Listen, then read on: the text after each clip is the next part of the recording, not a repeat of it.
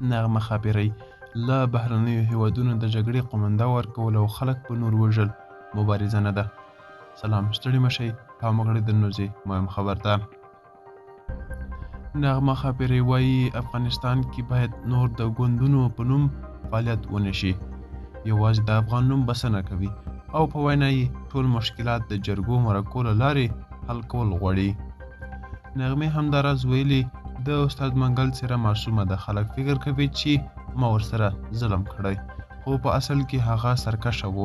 ما ترې یوازې متقابل احترام غوښت، خو تر اخره اصلاح نشو. د خپلو سندرو په اړه یې هم دې ته اشاره کړې ده چې طالبان یې د سندرې اوري او که یې نه اوري نو کمپوزونه یې په خپلو نظمونو او ترانو کې څنګه راوړي. دا چمتو کلی خبر تر بیا ښې چارې ښه وخت.